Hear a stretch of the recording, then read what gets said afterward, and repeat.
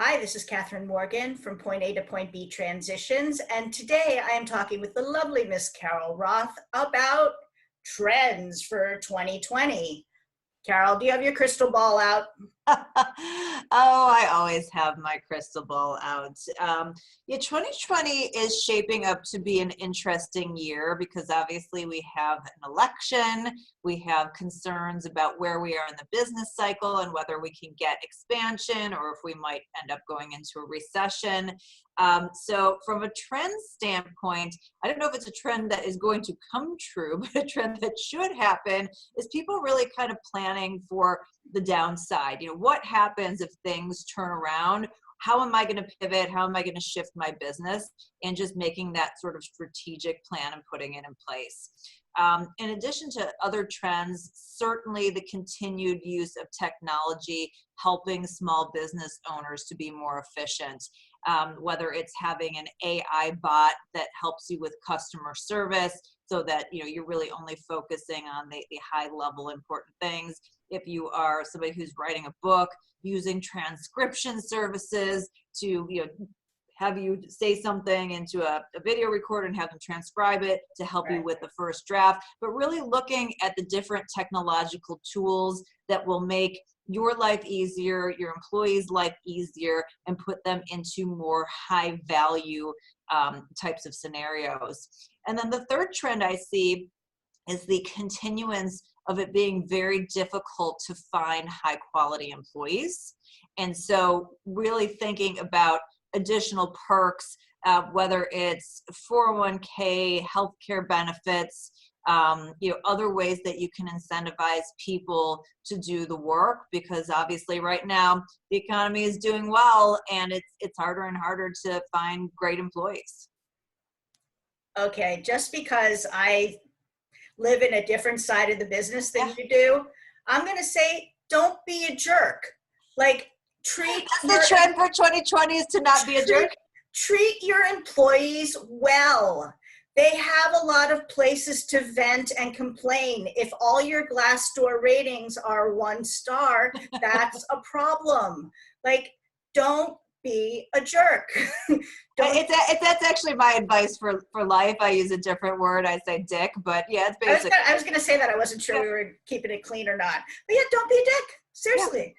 Treat people well. They will want to stay. They will tell people that they like where they work. Do you know how rare it is for me to hear people say that they like where they work? Kills me. Kills me. So rare. So rare. That's a huge opportunity. Huge opportunity, particularly in this environment. Just be likable. And the bar is so low, folks. Just simple common courtesy, human decency, say thank you, say please, communicate. Not that hard. But I have my 3 trends. Okay. This was a special bonus trend. Don't be a You dick. know what? Don't get me on my soapbox about that. I just got back from lunch with a friend of mine who was saying, stuff about his company that's clearly a train wreck. And I'm like, Anyway, trends for 2020. Interruption marketing. I've noticed that every website I go to now that has advertising on it seems to have double the ineffective advertising it had before. And now there are these pop-up videos that are coming in like here and here down in the bottom, and I don't even know what they are. And then this is scrolling, and this is a banner ad, and this is coming up. Like, I spend my time, it's almost like a video game, trying to hit all the X's so I can actually Whack-a-mole. It's digital whack-a-mole. It is digital whack-a-mole, but I'm trying to read the content that actually went to the website page to see. But I think the people who are paying for these ads are not going to be seeing any results. And that's just it can't be working that well. Yeah. So I'm going to say interruption marketing, the return on that investment going down. Kind of tagging on to that is micro targeting. Like, where are these little pockets of very lucrative clients? I'll give you a weird example.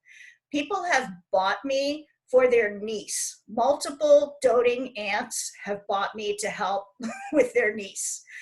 People have bought me to work with their kid. People have bought me, like, who are the doting adults who have some struggling millennial or Gen Z person who then needs to buy me, and how do I target these people? Like that. And let me give you an example for that one. If you want the perfect person, if you're targeting the nieces, go to Melanie Notkin, who's known as Savvy Auntie, and she's got something called Panks, Professional Aunts No Kids, which are very wealthy, smart women who don't have kids of their own but dote on their nieces, and they are a fantastic niche. So if you want to try and reach them, visit Melanie Notkin.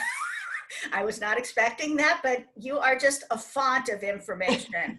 Anyway, but I think every business probably has this like really lucrative micro target, like buy me for your brother-in-law, buy me for, whoever in your family is making you nuts because they're, doing the Mr. Snuffleupagus if they can't seem to get their act together or find a job or get their resume together.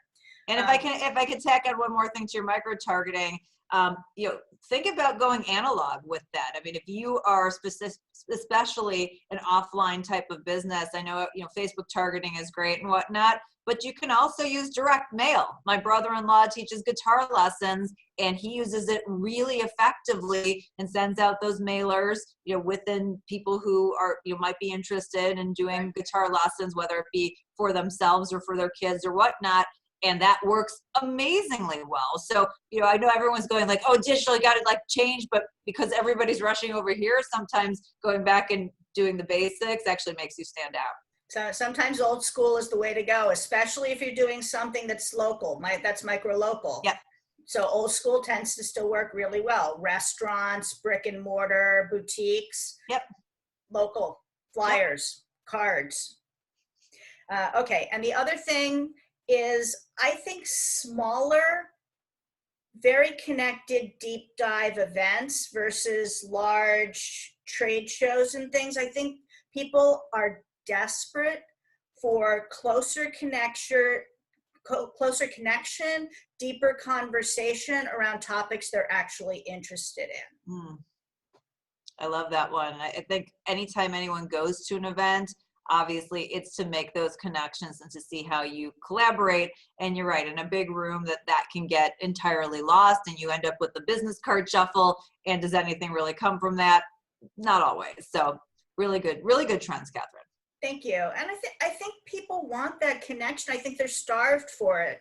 In an overly connected world, we're only more and more lonely and disconnected. Like that's scientifically proven.